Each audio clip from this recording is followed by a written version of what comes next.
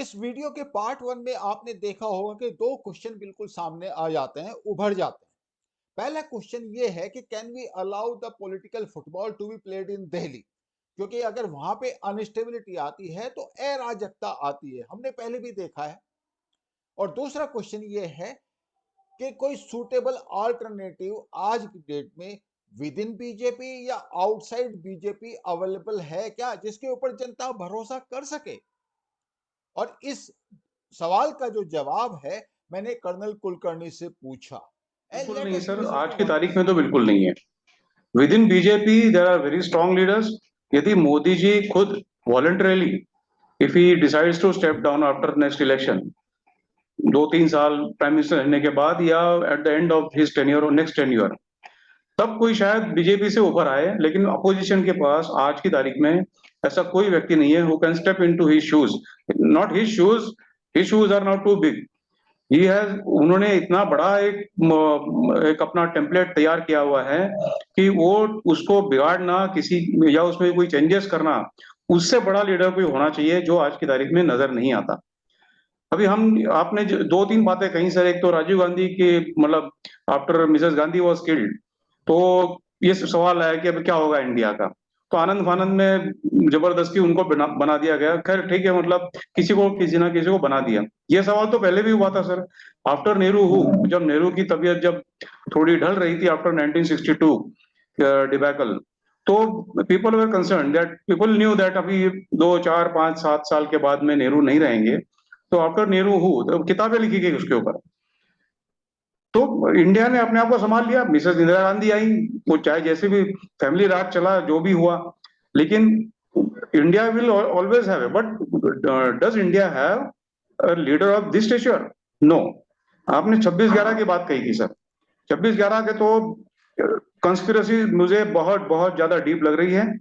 क्यों उन्होंने ये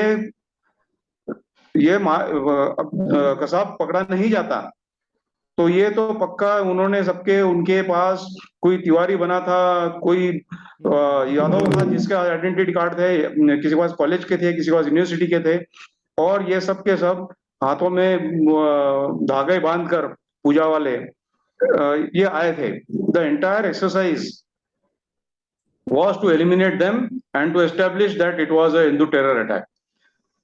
That was one of the main reasons मेरे हिसाब से कि इनको they had no guts to attack Pakistan. और ये अजमल कसाब की आइडेंटिटी और नेशनलिटी एस्टेब्लिश होने के बाद भी कुछ नहीं कर पाए। पॉलिटिकल अनस्टेबिलिटी सेंटर पे, स्टेट में अगर पॉलिटिकल अनस्टेबिलिटी आती है तो इससे छोटा मोटा स्टेट है, it doesn't make much of the difference. Of course Maharashtra, Gujarat, ये सब तो बड़े स्टेट हैं, अगर यहाँ पे अनस्टेबिलिटी आती है तो उसका स्केल थोड़ा सा बड़ा होता है। लेकिन अगर सेंटर पे अनस्टेबिलिटी आती है ना, छोटी पार्टी कोई 40-50, ममता, अखिलेश यादव, मायावती, और सब आके यहाँ पे फुटबॉल खेले, तो आप क्या समझते हैं देश को कितना बड़ा नुकसान हो सकता है? कर्ण कीर्ति। और फिर मैं आपको एक एग्जांपल दूंगा कि कैसे लोग अब बिहेव करते हैं जब वो, उनको ऐसी पावर मिल जाती है जिसके लिए वो डिजर्व नहीं करते। सर, अगर इस तरह की इंस्टेबिलिटी सेंटर में आती है, भारत के लिए इससे ज्यादा नुकसानदायक कोई चीज हो नहीं सकती। भारत की इकोनॉमी, भारत की defence preparedness, everything will be compromised. Because कोई भी चीज आप स्ट्रॉन्ग बना सकते हो जब आप अनप्लेजेंट डिसीजन लेने की क्षमता रखते हो। आप इकोनॉमी आज की तारीख में, जैसे कुलकर्णी सर ने बोला कि भारत में रिसेशन 0% है। क्यों 0% है? इसके लिए सरकार ने मेहनत की। अगर आप देखो, सरकार ने कारपोरेट टैक्स कम किए, जो कि बाकी आजकल बोल रहे हैं कि जी आप अपने दोस्तों को फायदा पहुंचाना चाह रहे थे, लेकिन उस कॉर्पोरेट टैक्स को कम करने से क्या हुआ कि हमारी इंडस्ट्रीज आज सस्टेन कर रही हैं। आप जीएसटी का कलेक्शन देखो, पिछले 6 महीनों से 1,40,00,000 से ज्यादा कलेक्शन आ रहा है। ये किस वजह से आ रहा है? क्योंकि इसके लिए आपको स्ट्रॉन्ग डिसीजन लेने पड़ते हैं। कोलिशन गवर्नमेंट अगर होगी, उसमें हर एक मंत्री और प्रधानमंत्री ये देखते हैं कि मेरा कितना हिस्सा है, मैं अगर कोई डिसीजन लूं तो मेरे को कितना मिलेगा। मैं जो आप एक लीडर्स की बात पूछ रहे थे, आज की तारीख में ये बिल्कुल सही बात है कि विपक्षी दल का एक भी व्यक्ति ऐसा नहीं है किसी भी विपक्षी दल का जो कि प्रधानमंत्री पद के लिए मेरी नजर में उपयुक्त है। सर, मैं बीजेपी में दो व्यक्तियों को ऐसा देखता हूं जो कि मोदी को रिप्लेस करने में सक्षम है। पहला मैंने नाम बताया था योगी जी का, जो कि उसी की तरह, मोदी जी की तरह कड़े फैसले लेने में सक्षम है। उन्होंने अपने दिखाया है पिछले 5 साल के शासन में कि वो किसी भी तरह के कड़े फैसले लेने से हिचकते नहीं है। दूसरा, उनका खुद का कोई परिवार नहीं है जिससे कि वो भाई भतीजा बात करके वो बढ़ाएं। दूसरा जो व्यक्ति मैं मानता हूँ वो है अमित शाह। अमित शाह इस समय ऑफिशियली भारत के नंबर 2, बीजेपी के नंबर 2 हैं, जो कि नेक्स्ट इन लाइन है प्राइम मिनिस्टर बनने के। जब मोदी, जैसा मेरे को लगता है कि 75 साल की उम्र पूरा होने के बाद मोदी रिजाइन करेंगे और उस समय अमित शाह बनेंगे। अमित शाह ने भी भारत के गृह मंत्री के रूप में बड़े स्ट्रॉन्ग डिसीजंस लिए हैं, जिसमें कि आर्टिकल 370 हटाना सबसे बड़ा डिसीजन है, जो कि आसान नहीं था किसी के लिए भी कर पाना। और वो गुजरात के गृह मंत्री भी रहे हैं, तो उनके अंदर भी वो क्षमता है और अच्छे डिसीजन लेने की, और मेरे को पूरी उम्मीद है कि वो एक अच्छे प्राइम मिनिस्टर साबित हो सकते हैं। विपक्ष की पार्टी में जीरो, मैं किसी भी व्यक्ति को आज की तारीख में मैं नहीं समझता कि कोई प्रधानमंत्री बन सकता है। एक जो प्रधानमंत्री बनने की ये योग्यता, जैसे आपने भी बोला था, एक उम्र का भी क्राइटेरिया होना चाहिए। मैं, जैसे मोदी जी ने एक अनरिटन कोड ऑफ कंडक्ट लागू किया है कि कोई भी व्यक्ति 75 साल के बाद ना तो वो लोकसभा का टिकट देते हैं, ना राज्यसभा का टिकट देते हैं, ना एमपी बनाते हैं, ना स्पीकर बनाते हैं, ना प्राइम मिनिस्टर, ना प्रेसिडेंट बनाते हैं। क्यों? अगर कोई व्यक्ति प्रधानमंत्री जो खुद ढंग से चल नहीं सकता या जिसकी कोई इंफर्मिटी की वजह से, जिसकी, वो कैसे देश को चलाएगा? काफी लोग ये बात आजकल अमेरिका में भी कर रहे हैं, स्पेशली ब्रिटेन की हेल्थ को देखते हुए, बिकॉज कई बार वो मिस आउट कर जाते हैं, कॉग्निटिव कैपेबिलिटी कम हो जाती है, नो डाउट अबाउट दैट। अब ऑब्वियसली फिर फिटनेस चाहिए, तो वो आपके इंडिविजुअल लाइफ स्टाइल पे डिपेंड करेगी। यहाँ पे तो जितने भी सीनियर लीडर्स हैं, मतलब कोई हार्ट को लिए बैठा है, कोई डायबिटिक है, यू नो, ऑल दो सॉर्ट ऑफ थिंग्स। ये तो एक आपके पास एक यूनिक कॉम्बिनेशन है, जहाँ पे मोदी जी हैं जो योगा भक्त हैं, और जो योगी जी हैं वो again, you know, it's simple life style, physically tough, yoga and all that. तो yes, it makes a difference because it affects your stress bearing capability, और वो जो बहुत टफ है। अब मैं कर्नल लेवी आपसे एक बात जानना चाहूंगा, यू नो, आजकल लोग क्या बात करते हैं, पहले तो यू नो पहले कंपैरिजन होता था मोदी जी का, अरे इससे पहले तो मनमोहन सिंह थे, डॉक्टरेट थे इकोनॉमिक्स के, ठीक है, ओके, अपने सब्जेक्ट की प्रोफेसर रहे, वो एक्सपर्ट रहे। मोदी जी, ठीक है, मोदी जी कहते हैं भाई मैं कोई ऐसा इकोनॉमिक्स का मैं वो नहीं हूं, पर इसका मतलब ये तो नहीं है कि मैं एक ऐसी टीम डेवलप नहीं कर सकता जो अपने आप में कॉम्पिटेंट हो, जिसमें प्रोफेशनल्स हो, और इनफैक्ट अवेयर हो। लोग जिन्होंने मोदी जी के साथ इंटरेक्शन किया, वो कहते हैं डे वन से इतने फास्ट लर्नर वो रहे हैं और कंटिन्यूअस लर्नर रहे हैं। जो जो स्टेप लिए हैं वो इस बात को दिखाते हैं कि उन्होंने कितना लर्न किया। तो ये तो एक इश्यू हो गया। दूसरी बात जो लोग दूसरा पॉइंट देते हैं कि भाई जैसे अरविंद केजरीवाल है, आईआईटी का है, अरे भाई आईआईटी का है तो is that the only qualification to become the prime minister of India? फिर तो सारे आईआईटी वाले जो हैं, आईआईटी वालों को लेके एमपी बना दो आप। पॉइंट वो तो नहीं है यहाँ पे। तो decision making, hard task master, political capital strong, जो दिन रात काम कर सके, जिसका खुद का पर्सनल इंटरेस्ट ना हो। तो व्हाट डू यू से कर्नल एवी, आपको ऐसा कुछ लगता है कि अरविंद केजरीवाल को आप कहीं इस नजदीक पाते हैं कि वो इंडिया, जो जेडी हमने डिफाइन किया है इंडिया के पीएम का, उसके कहीं वो नजदीक आपको मिलता है? अभी आपने केजरीवाल का उदाहरण दिया सर, तो पूरी हिस्ट्री आप उठाकर देख लीजिए कि एक क्रूसेडर का एक उन्होंने अपना इमेज बना लिया था, क्रूसेडर अगेंस्ट करप्शन, ठीक है सर। और उनका सारा किसका लिया? एक बहुत बड़ी हस्ती का, अन्ना हजारे, जिनकी खुद की छवि के ऊपर कोई दाग नहीं है। सबको पता है कि वो आदमी झोपड़ी में रहता है, मंदिर की झाड़ू पोछा करता है और जो मिलेगा वो खाता है।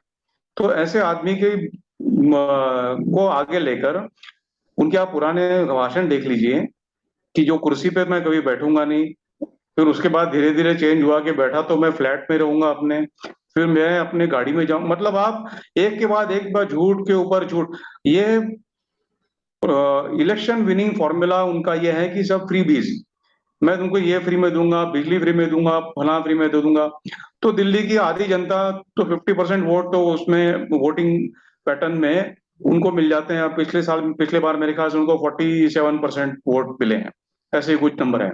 तो ये तो फ्रीबीज वाला है, तो ये फ्रीबीज देश के लिए नहीं चलेगा। Such a person who has got no foundation, जिसका कोई क्रेडिबिलिटी नहीं है, जब बाहर के लीडर्स हमें असेस करेंगे, हमारे प्राइम मिनिस्टर को, तो क्या असेस करेंगे कि मेरे सामने भाई झूठा आदमी खड़ा है, पता नहीं अभी सच बोल रहा है कि झूठ बोल रहा है, बिल्कुल। आगे चल के घर वापस जाके क्या बोलेगा।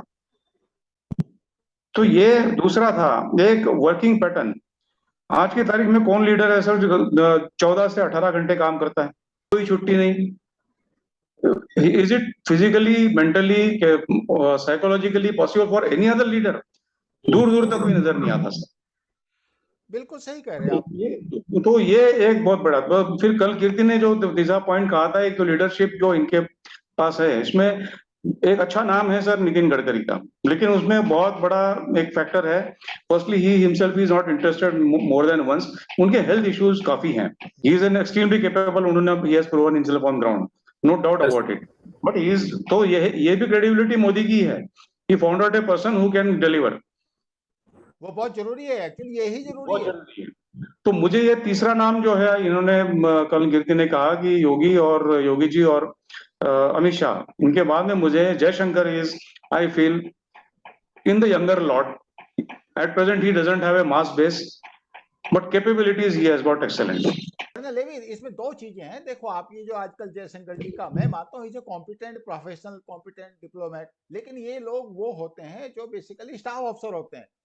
आप समझ रहे हो, स्टाफ ऑफिसर होने में और somebody who can take the responsibility, एक फेल्योर को एक्सेप्ट करना बहुत मुश्किल काम है। आप देखो, अच्छा मैं आपको एक एग्जांपल देता हूँ लेह लद्दाख का। जब आपने ये बात कही, तो अगर वहां पे बाई एनी चांस लड़ाई हो जाती और कुछ सेटबैक्स हो जाते, लड़ाई में हो सकते हैं किसी के भी, उस हालत में मुझे ये बताओ, आपके पास ऐसा कोई लीडर है जो, जिसके पास इतना पॉलिटिकल कैपिटल होता कि उसको सरवाइव कर पाता? आप जब इस तरह की पोजीशन में पहुंचते हो ना, अब सिंपल सा एग्जांपल दो, 1962 चाइना का जब हुआ, नेहरू जी कहां थे? Where was he? He was proven to be totally incompetent, I must tell you. And I should also tell you this thing कि 1962 के वार के बाद जब तेजपुर में पब्लिक मीटिंग हुई, जिसके बाद मानेकशॉ को कोर कमांडर बनाया गया वहां पे, और मानेकशॉ ने एक लेटर इशू किया कि no further withdrawal unless you get my personal order, those orders will never come. और वो जो पब्लिक मीटिंग हुई थी, उसमें इंदिरा गांधी थी। Can you believe it colonel Levy? आप लोगों को पता होगा इस स्टोरी का। हाँ सर, बिल्कुल। Indira Gandhi was present in that meeting and Indira Gandhi spoke to Manekshaw and she congratulated him कि look, you have taken a very firm stand.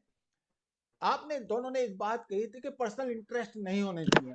हमने अपने ये जो डेमोक्रेसी है ना, इसके जो पिटफॉल्स है ना, कई पोजीशंस को हमने ऐसा बना के रखा हुआ है, आप विश्वास नहीं करोगे। मैं आपको एक पर्सनल स्टोरी बताता हूँ, क्योंकि जब मैं एनडीए में पोस्टेड था, जब मुझे पता चली, मुलायम सिंह यादव जब डिफेंस मिनिस्टर बना, डिफेंस मिनिस्टर है तो भैया एयरक्राफ्ट भी फ्री का मिलेगा, पूरे एयरक्राफ्ट में भर के अपने पूरे गांव को ले गया वहां पे, पूरी फैमिली, एक्सटेंडेड फैमिली, वहां जाके अपना for about 6-7 days there there holidaying. सब लोग देख रहे थे भैया, कैडेट्स भी देख रहे थे, फैकल्टी भी देख रही होगी, ऑफिसर्स भी देख रहे थे। वो इक्विटेशन विंग में गया तो एक घोड़ा जो है, उसका एक ग्रैंड सन, ग्रैंड भतीजा, मतलब आप समझ सकते हो, वो कहता है ये घोड़ा मेरे को बहुत पसंद है, मैं इसको लेके चलूंगा अपने गांव में। आप समझ सकते हो पावर का कैसा मिसयूज हो सकता है। मैं ये नहीं कहता कि लोगों के पर्सनल इंटरेस्ट नहीं होते, होते हैं भाई, पर्सनल बॉन्ड्स होते हैं, इमोशनल वीकनेसेस भी होती हैं, पर इसका मतलब ये नहीं है कि आप कंट्री के ऊपर उन इमोशनल चीजों को रखो। That should not happen. Nehru के साथ, या बाकी को भी आप ले लो, नेहरू के साथ या बाकी के साथ भी कुछ ना कुछ ऐसी पर्सनल चीजें लगी हुई थी, जिनकी वजह से डिसीजंस इन्फ्लुएंस हुए, हैम्पर हुए। और नेहरू जी के साथ, मतलब मैं कह सकता हूं इस प्लेटफॉर्म पे भी कि एडविना वाला एक ऐसा फैक्टर था जिसने हिस्टोरिकल कोर्स को चेंज किया। क्यों भैया, हम क्यों ऐसे लोगों को इलेक्ट करें? क्यों? Why should we do that? We should not. तो मेरा पॉइंट ये है कि we should be very very firm, the public, the voters, the electorate must be very very firm कि भैया हमें चाहिए क्या? हमें ऐसा बंदा चाहिए जिसकी एक विजन हो, जिसके लिए देश सबसे ऊपर हो, जिसका कोई पर्सनल इंटरेस्ट ना हो, या फिर वो एपीजे जैसा हो, या फिर मोदी जैसा हो, या फिर कोई और उस कैटेगरी में अगर ओपोजिशन में भी होगा तो even then that is perfectly all right, जिसके पास विजन है, या ऑल दो जो हमने जॉब डेस्क्रिप्शन डिसाइड किया है। तो that is all I have to say. Anybody else? मैं या प्लीज। मैं आपको और इंसिडेंट कोट करना चाहूंगा। मुलायम सिंह जब डिफेंस मिनिस्टर थे सर, तो एक बोर्ड हुआ ब्रिगेडियर से मेजर जनरल के लिए, जिसमें मेरे ख्याल से 10 या 11 ऑफिसर्स अप्रूव हुए, 12 ऑफिसर्स थे, और उसमें एक ब्रिगेडियर यादव थे जो जिनका कोई प्रमोशन नहीं हो रहा था, और उन्होंने बोला चीफ को कि भाई इनको प्रमोशन करो। चीफ ने उस समय जो भी थे उन्होंने कहा नहीं सर, नहीं हो पाएगा।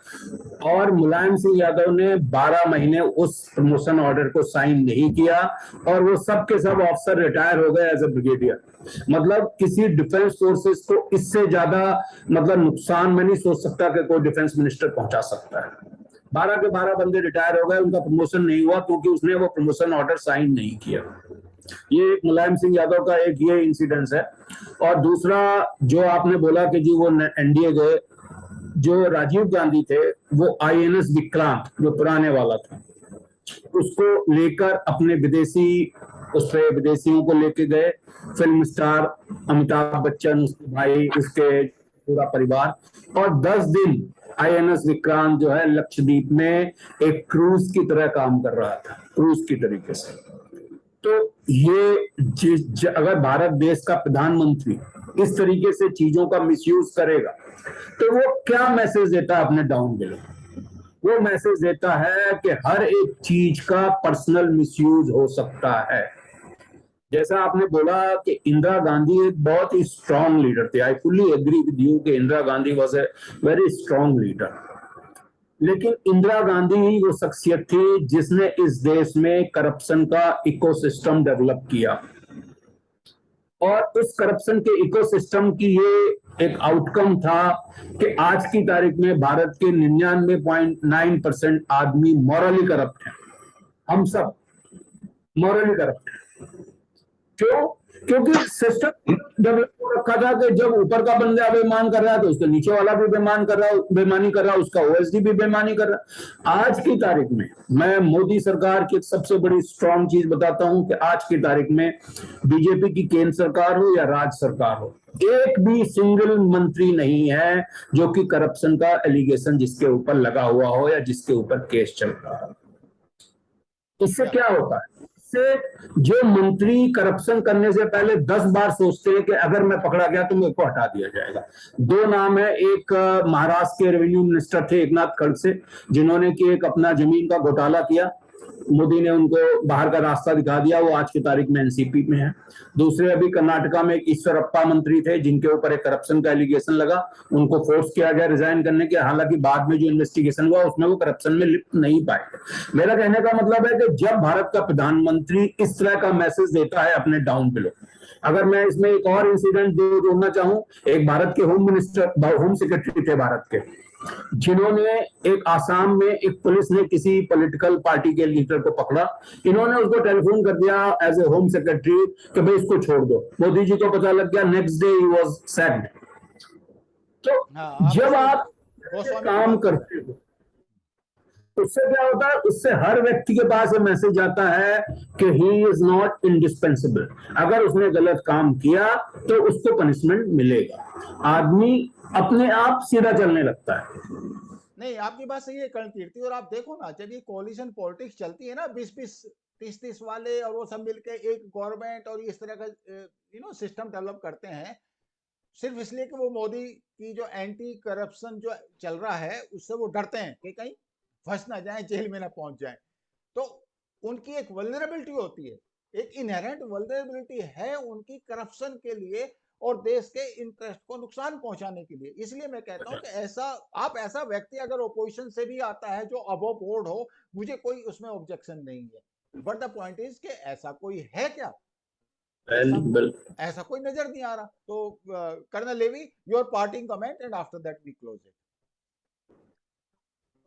सर आज के सिनेरियो में when we are talking about कि मोदी जी का अल्टरनेट क्या, तो this discussion actually has got मतलब इसका कोई इन्फ्रेंस जो है इसका, ये पहले ही डिस्कशन से पहले ही आ चुका है सब।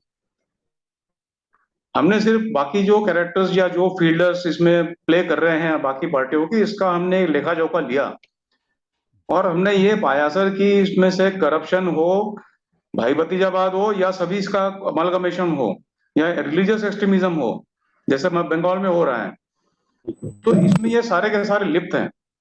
और Modi ji stand tall among all this, they are बिल्कुल मिनोज, दे आर ड्वार्फ्स। तो आज की तारीख में कोई भी आज ये नहीं नजर आता कि उनको कोई रिप्लेस कर सके या उनकी जगह ले सके। मैं रिप्लेस करने से मैं ये ज्यादा कहता हूँ, उनकी कैपेबिलिटी का कोई और मिले। एंड आई रियली विश कि उन्होंने खुद के लिए कम से कम ये 75 इयर्स का नहीं रखना चाहिए, जितना as long as he can work he should, but let's see. He should not follow 75 because he is physically fit. He can serve for another 10 years. बिल्कुल बिल्कुल। हाँ, लेकिन वो फॉलो करेंगे ऐसा मेरा अंदाजा है। हाँ, मुझे भी लगता है sir, the man of his words, so he will do it. And that is what the authentic leadership is all about, and that is what where all others they lack that authenticity. Thank you so much, Colonel Kirti, Colonel Levi. It is a pleasure to Thank interact with you. Hope you like this wonderful conversation between three army veterans. We have analyzed the political leaders based on the traits and the requirement of the job description, the word they use it in corporate. Fact is, we need a proven leader who is honest, competent, who is corruption free, and who can take the country ahead, because international environment is very stable. As on now, it looks to be for India, but tomorrow situation will be different. And for all those unstable environments, you require a strong leader which can provide security to the country, security to the citizens, can take the economy ahead. Thank you so much. I will see you in next video. Please like, share, and subscribe.